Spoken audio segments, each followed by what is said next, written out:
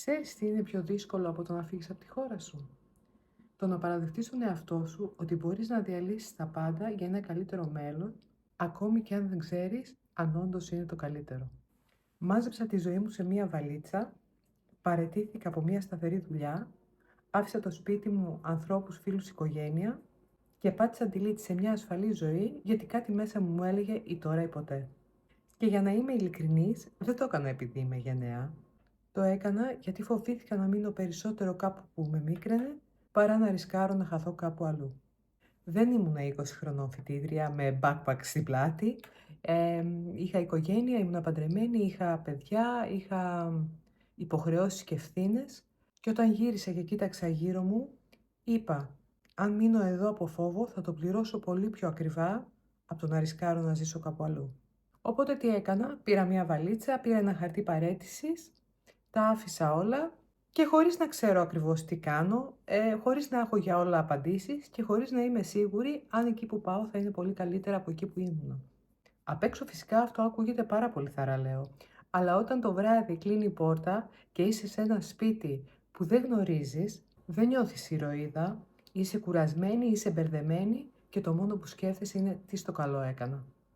Φυσικά στα social κανένας δεν σου δείχνει αυτά τα βίντεο. Κανένας δεν σε δείχνει να είσαι κάτω στο πάτωμα, γύρω σου κούτες, όλα τα πράγματά σου ένας χαμός, να είσαι με ένα πιάτο φαΐ, να κάθεσαι στο πάτωμα, να νιώθεις διαλυμένη, κουρασμένη και να μην είσαι σίγουρη για το μέλλον σου. Και το μόνο που σκέφτεσαι είναι την ηρωνία, ότι όλοι σκέφτονται για σένα τι ωραία που είσαι εκεί και εσύ απλά κρατιέσαι να μην διαλυθείς. Κανείς δεν σου λέει ότι πια δεν νιώθεις ούτε από εδώ, αλλά ούτε από εκεί. Θα πρέπει συνεχώς να προσπαθείς να αποδείξεις τι αξίζεις.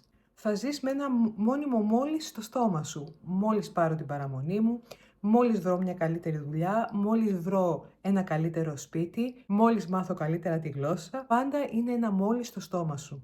Και έτσι, αντί να ζεις το τώρα, ζεις μόνο για την επόμενη φάση. Την επόμενη φάση που θα έρθει η παραμονή σου, την επόμενη φάση που θα μάθεις καλύτερα τη γλώσσα, την επόμενη φάση που θα έχεις τον καλύτερο μισθό. Και μέσα σε όλα αυτά υπάρχει και μια πιο σκληρή φάση. Το ότι οι άλλοι σε βλέπουν σαν φθηνό εργατικό προσωπικό. Θα σε ρωτήσουν από πού είσαι, όχι γιατί τους ενδιαφέρει, αλλά για να σε βάλουν στο συγκεκριμένο κουτάκι. Θα σε αντιμετωπίσουν με τέτοιο τρόπο που θα μοιάζει σαν να πρέπει να πεις ευχαριστώ και μόνο που υπάρχεις, ότι είσαι υποχρεωμένος σε κάποιους που υπάρχεις. Από την άλλη υπάρχει και η μοναξιά. Όχι γιατί δεν έχεις ανθρώπους γύρω σου φυσικά, αλλά γιατί κανείς δεν σε ξέρει από πριν. Κανείς δεν ξέρει πώς ήσουν στα 20, κανείς δεν ξέρει τις επιτυχίες σου, σε κανέναν δεν ενδιαφέρει τι σπουδές έχεις ή τι έκανες στη χώρα σου. Πρέπει να συστήνεις τον εαυτό σου ξανά και ξανά και ξανά. Και υπάρχει και κάτι ακόμα. Υπάρχει η ενοχή που σου λείπουν οι δικοί σου, αλλά που δεν θέλεις να γυρίσεις πίσω. Η ενοχή που πας στην πατρίδα σου διακοπές και νιώθεις ξένη. Και δεν ανήκεις ούτε εδώ ούτε εκεί. Επίσης, κανείς δεν σου λέει πόσο σε τρώει η καθημερινότητα στο εξωτερικό, που είσαι υποχρεωμένος να γελάς με τα αστεία τους, ενώ καν δεν τα καταλαβαίνεις. Να φοβάσαι τις δημόσιες υπηρεσίες, τα τυπικά χαρτιά και όλη τη διαδικασία, τη γραφειοκρατία, γιατί αν κάνεις ένα λάθος θα σου κοστίσει. Να σκέφτεσαι 2 και 3 φορές πριν μιλήσεις, για να μην σε πουν χαζί, ενώ εσύ απλά ψάχνεις τις λέξεις. Υπάρχουν μέρες φυσικά που λες δεν αντέχω άλλο και παρόλα αυτά σηκώνεσαι, ντύνεσαι και πηγαίνεις στη δουλειά. Φυσικά όλο αυτό στα social δεν το βλέπει κανείς. Το μόνο που βλέπει είναι λίμνες, βουνά, τις καφετέριες, τους ωραίους δρόμους, το ωραίο περιβάλλον, το πράσινο.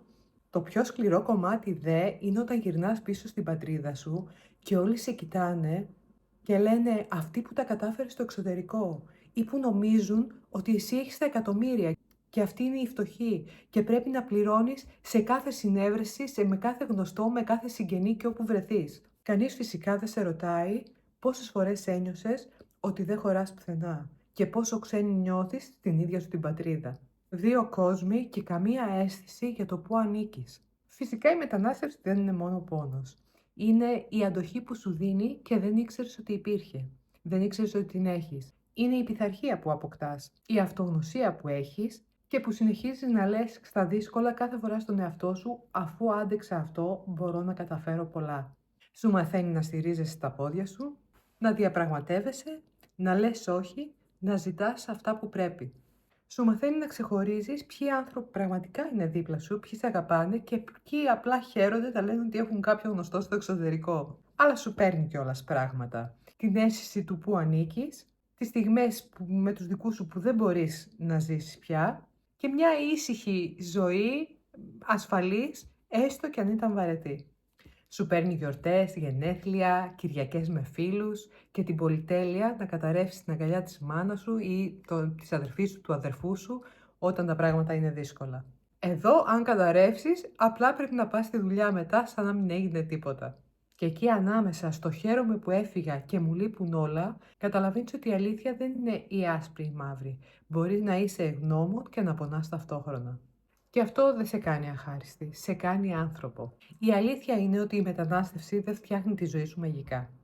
Σου αλλάζει το είδος των προβλημάτων, δηλαδή από το σημείο που είσαι και λες δεν τα βγάζω πέρα οικονομικά, έχεις άλλου είδους προβλήματα.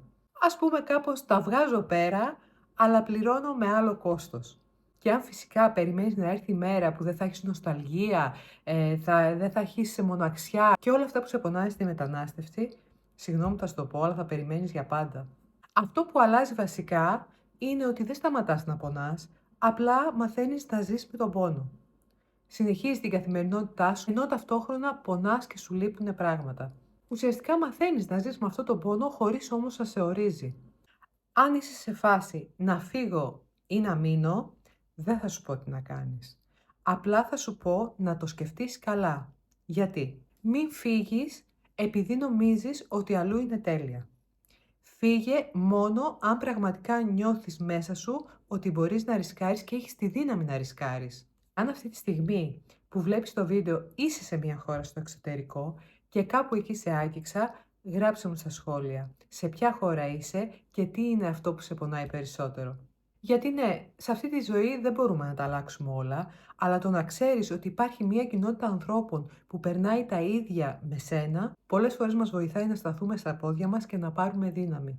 Και θέλω να κλείσω αυτό το βίντεο με 3 πράγματα που μου έμαθε η μετανάστευση, αλλά με το σκληρό τρόπο. Το πρώτο μάθημα είναι ότι κανείς δεν θα σε σώσει. Όσο και αν πονάς, όσα προβλήματα και αν έχεις, κανένας δεν θα είναι δίπλα σου για να σου πιάσει το χέρι και να σε βοηθήσει. Πρέπει μόνος σου να μαζέψεις τα κομμάτια σου και να συνεχίσεις. Όμως, αυτό σε κάνει πιο δυνατό. Μόλις αποδεχτείς αυτή την αλήθεια, μετά τα πράγματα είναι πολύ πιο εύκολα και δυναμώνεις ακόμη περισσότερο. Το δεύτερο μάθημα που μου έμαθε η μετανάστευση είναι ότι η ζωή δεν κάνει pause. Στην αρχή νομίζεις ότι θα φύγεις, θα βρεις λίγο τις άκρες σου, θα προσαρμοστείς και μετά θα συνδεθείς με όλα. Δεν θα το κάνεις. Η ζωή, η καθημερινότητα των ανθρώπων που άφησες πίσω είναι διαφορετική. Αυτό θα το δεις και όταν γυρνάς και πας διακοπές στη χώρα σου. Περιμένεις ότι θα φτάσεις και όλοι θα έρθουν, θα σου πούν τι κάνεις, θα θέλουν να σε δούνε, όμως θα δεις ότι τελικά κανείς δεν έχει χρόνο για σένα. Γιατί απλά έχεις πάει στη ρουτίνα τους και κανένας δεν θα αφήσει τη ρουτίνα του για να δει εσένα. Η ζωή των άλλων συνεχίζει κανονικά.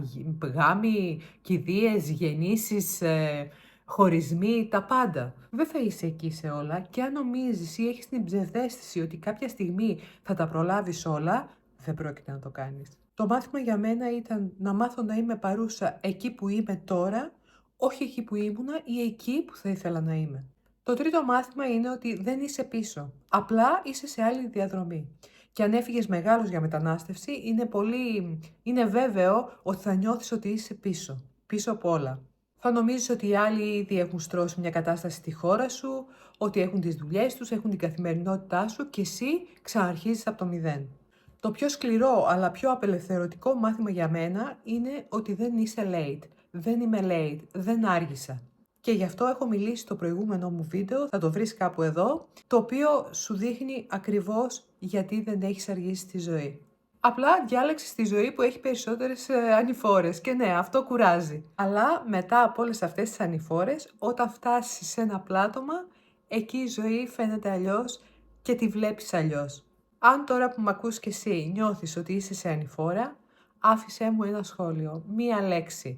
Έτσι απλά για να δούμε πώς είμαστε. Μέχρι την επόμενη φορά να είσαι καλά.